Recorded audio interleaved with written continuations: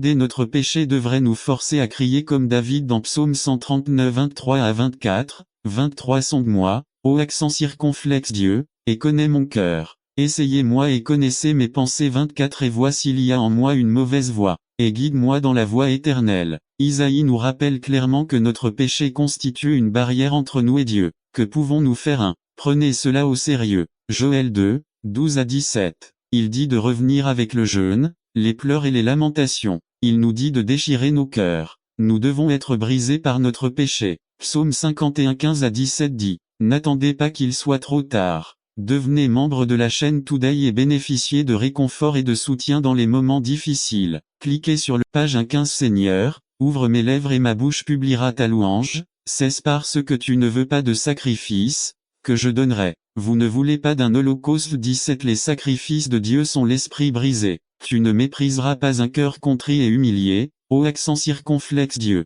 Écoutez-moi bien, nous n'aurons pas de réveil spirituel si nous ne sommes pas brisés par notre péché. Mais il faut avoir plus que des cœurs brisés nous devons mettre notre péché à mort. Colossiens 3, 5 à 6 dit 5 Faites donc mourir ce qui est terrestre en vous la fornication, l'impureté, les passions déréglées, les mauvais désirs et la convoitise. A qui est de l'idolâtrie B6 C'est à cause de ces choses que la colère de Dieu BC arrive aux enfants de la désobéissance. Je veux que vous regardiez votre péché comme Dieu le regarde. Il rejette le péché. Il ne permet. 1 Corinthiens 6 9 à 11 dit 9 Ne savez-vous pas que les injustes n'hériteront pas du royaume de Dieu? Ne vous y trompez pas ni les fornicateurs, ni les idolâtres, ni les adultères, ni les efféminés, ni les homosexuels, 10 ni les voleurs, ni les cupides, ni les ivrognes, ni les outrageux, ni les escrocs n'hériteront du royaume de Dieu à 11 Et tels étaient certains d'entre vous, mais vous avez été lavés, vous avez été sanctifiés,